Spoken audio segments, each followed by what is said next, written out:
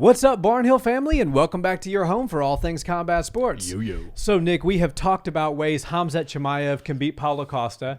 We've talked about some ways that Costa can beat Chimaev.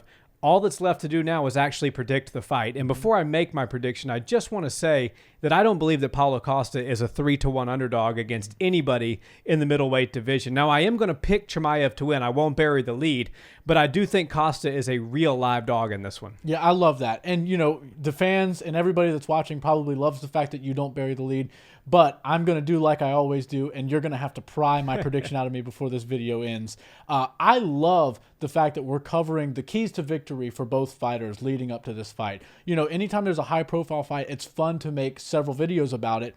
And Khamzat Chimaev has a lot of ways to win, so we needed to talk about that. Paulo Costa has a lot of ways to win, and even though he's a 3-1 underdog, I still think that he could certainly get his hand raised in this fight if he does the right things. The X's and O's are a lot of fun, and I really loved breaking it down because it made me open my eyes to what possibilities could come about this fight, and it reassured my feeling that this has fight of the year written all over it. Yeah. You know, when you start to break this down and think, well, we got two pressure fighters, they're both really good at implementing their game plan and fighting at their pace that they choose to bring into the octagon. Then you start to realize, okay, well, then who's going to give? Something's got to give. Someone's game plan has to be, you know, destroyed a little bit. Somebody has to start changing things up and going with plan B instead of what they originally had intended to do. And I don't know who that's going to be. As of right now, we've seen Paulo Costa go in there and beat people up on the feet, do really great things on the ground as far as scrambling when he gets put in some sort of defensive position, as well as be devastating with his ground and pound and top pressure when he's offensive on the ground. So I don't really know how he's going to deal with Khamzat Chimaev's overwhelming grappling style and the vicious striking that Khamzat has shown us he's very capable of doing, even up at 185 pounds.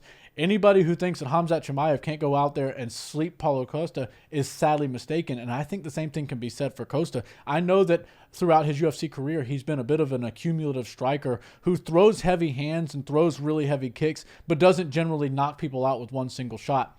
I do think that with the right shot, landing in the right position on Khamzat Chimaev, he could end the night early. No doubt. And certainly the same thing could be said for Khamzat.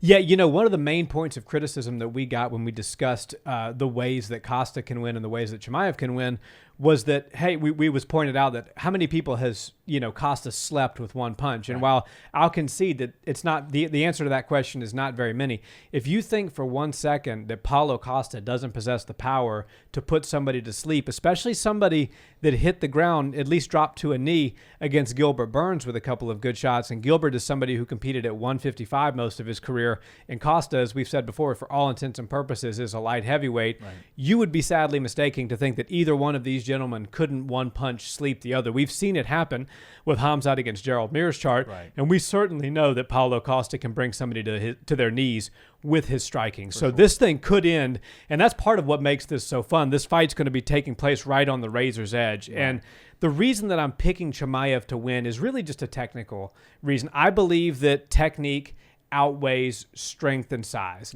And, you know, you reach a certain level where it tips in the other direction. Obviously, Mighty Mouse wouldn't go in there and defeat Paulo Costa. So you have to have a certain amount of size to match with the differentials and skill. But I think Chimaev, what he's going to be giving up in the sense of size and strength, he's going to more than make up for in technical ability and cardio as well. I think Chimaev's going to be very good from the beginning with creating his angles. I think he's going to use a lot of good, strong jabs. He's going to try to get off the center line, look for those legs, look for opportunities to take the back. And I think most importantly, he's probably going to tire Costa out a little bit. We've seen Costa gas before. Now, we've seen Chimaev get tired in the Gilbert Burns fight, but not to the level that we've seen Costa gas. So I think that cardio, tenacity, technical wrestling ability, and then accumulation of strikes is what's going to carry Chimaev through. But he has to be careful. He can't stand right in front of Paulo Costa, bite down on the mouthpiece, and abandon the game plan, as he said he did himself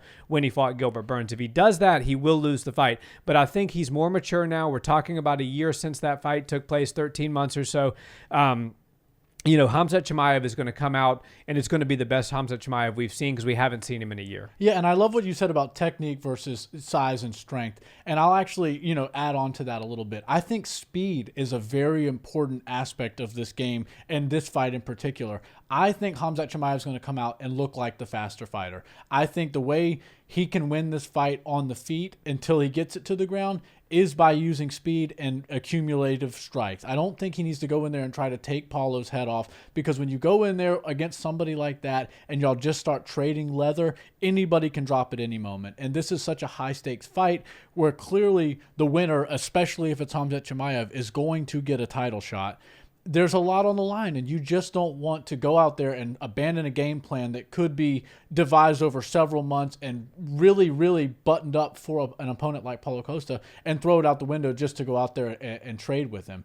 And we've seen that happen in Khamzat Chimaev's career. Against Gilbert Burns, he said, I just threw away the game plan and went out there and made it a dogfight. Now, he still got his hand raised. He's still an undefeated fighter, and in my opinion, the hottest prospect that the UFC has seen in a very long time. But when you're talking about the highest level of the 185 division, now you're talking about an increase in power. Now you're talking about a more deadly and more lethal striker in Paulo Costa, in my opinion. And I just don't think that Khamzat Chimaev needs to go out there and try to trade with him. I think he needs to be very fast. He needs to use long, crisp striking, lots of kicks, and disguise his takedowns and his takedown entrances with his great striking. One thing Khamzat Chimaev did that is so cool to me, and it's very rare. You'd have to go back and watch it. I can't remember if it was the Li Jin Liang fight or who he was fighting against, but he throws, the very first strike he threw was a head kick, a back leg. He throws it right to the head, and then he follows up with a double leg entry. Yeah. And you just don't see that. Generally, you'll see somebody throw a 1-2, and then they'll change levels and enter on their takedown. Or they'll throw a double jab, and then they'll enter, and they're gradually changing their levels as they throw the double jab. Or even if you're, fighting somebody with the open stance, you'll throw a 1-2-3, you'll throw your hook, and then that kind of takes you to the front, outside of the front foot, where you can start to work your chain wrestling and your single into your double transitions.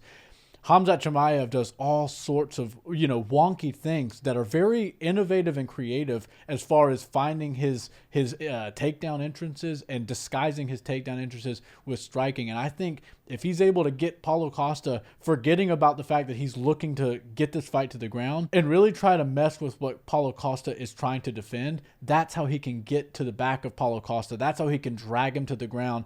And as we've seen against Kevin Holland, Khamzat Chimaev might be the best person at following somebody that's doing some sort of grappling scramble in the entire UFC. Kevin Holland did all the right things to try to get Khamzat Chimaev off of his back, and it just wasn't working. He ended up getting submitted about a minute and a half after trying every single thing and doing a lot of right and proper techniques to get him off. Khamzat Chimaev is just a tenacious wrestler. He's got such a good style, and he knows how to keep the back once he gets there, even if he got there and you guys were still on the feet at the time. Yeah, and I think that's a major, major thing for Khamzat Chimaev as far as what he needs to do. He needs to get to Costa's back. We've seen Chimaev take fighters down before. He's content sitting in the half guard. He's got some vicious ground and pound. He can do a lot of damage from the top position on the ground. I don't believe he's going to be able to hold Paulo Costa down in the half guard position. He's too big. He's too strong. And at the end of the day, he's not the black belt that Gilbert Burns is, but he's certainly a black belt in Brazilian Jiu-Jitsu, and he knows his way around how to get up out of bad situations. Where Khamzat shines is when he takes your back. Like you said, Kevin Holland didn't do anything wrong. He was Granby rolling. He was scrambling. He was trying to break the hand grip. I mean, everything that he was doing is what you're taught to do to get off, or to get somebody off of you when they have your back. There is just also a counter to every counter, and Khamzat was doing all the proper counters to all of the defenses. So when Chimaev takes the back, he's lethal. And he's also going to be, as we said in the beginning of the video, not as strong as Paulo Costa. So what's the best position if you're not as strong as the other grappler to get to where their tools are taken away from them, their strength is neutralized? That would be the back position. All of their tools are in front of them. You have a body triangle, a body lock on them that they can't break because they're literally trying to use their hands to break your legs. And no matter how strong their upper body is, it's probably not as strong as your lower body. So that's what Chimaev needs to do. He shouldn't really stand and strike with him for too long. He should create his angles, look for his takedowns. As you said, he throws very unorthodox combinations, head kick to double leg. I train for fun. I've been doing this for a little while. By no means am I a professional fighter, but in no gym that I've ever been to have I been taught the sequence of the head kick to double leg takedown. He's very unique. He's very unorthodox. As you said, usually it's straight punches to a double leg or a 1-2-3 to a double leg or single leg, depending on the stance. So some of the things that Khamzat Chimaev does is totally not textbook, and he needs to do that against Costa, because Costa is going to be prepared for all of the typical things you would see. It's the stuff that confuses him, which is where Khamzat's really going to have his success, creating those angles and having really ultra precise and unorthodox timing. Yeah, I'm really excited to see these two square off at the weigh-ins and see what they act like when they're around each other on fight week, because we could be surprised with how close they actually are in size. And when we talk about the size and the strength advantage going to Paulo Costa, I believe that will be the case. But if Khamzat Chimaev looks like he's not giving up very many inches and he doesn't look significantly thinner than Paulo Costa, then we're talking about a guy who's just as big as him essentially, and is going to be bringing more speed and I think more precision striking into the octagon. This fight has been promoted very well by these guys. The UFC made sure that this fight took place and we didn't have any more issues as far as, visas and how to get these guys here. They went ahead and brought both of them out like 2 months ago. Yeah. So Paulo Costa's been in Abu Dhabi for a long time. Khamzat Chimaev is now representing the United Arab Emirates. He calls that his home now. I guess he has officially moved there. His team has a great, beautiful gym. So that is his home gym. That's his home team. And he's going to be fighting now in front of his home crowd. This screams big fight field to me. And even though these are two of the best promoters in the middleweight division and they're two of the best personalities that the UFC has on their entire roster, if you took all of that away, the X's and O's alone makes this a major fight. It gives it big fight feel. And since I said I would give my prediction right at the tail end of this video, I am predicting Khamzat Chimaev to win this fight via submission, but I don't think he's going to get it done in the first round like we've seen him do so many times. I think we're going to see a second round submission on the back. I think he's going to get a rear naked choke, and Paulo Costa's no punk. He's no early tapper. He's not going to go out without a fight. I think we see Paulo Costa go to sleep with a rear naked choke submission by Khamzat Chimaev. I love it. I'm going to actually pick a rear naked choke submission as well. As I said, I think that Chimaev's best bet is to get to the back, and the best tool you have when you get to somebody's back is either ground and pounding them out or submitting them with a choke, and I think that it'll be ground and pound that ultimately lifts the chin of Costa. Chimaev's going to get his arm underneath, and he's going to put him to sleep. So one more question before we wrap the video, though. What do you think the weight differential on fight night will be between Paulo Costa and Khamzat Chimaev? Well, Khamzat's been doing a great job promoting this fight, and he's putting out vlogs weekly. You can constantly get updates on his fight camp and how he's doing, and you can get a look at him. That's one of the most important things us fight fans get to do. We actually get to see the fighters in the lead up to the fight when they do a good job of promoting themselves, when they create a YouTube channel and put content out on their own, and they don't wait on the UFC to do it. Khamzat looks big, but I don't see him coming in at about 210 like we've seen Paulo Costa do in the past. Paulo is a big body, and he knows how to do that weight cut perfectly, as well as the rehydration. And I think we're going to see Paulo make 186. It's going to be a difficult one, but we're going to see him balloon back up to about 210, 212.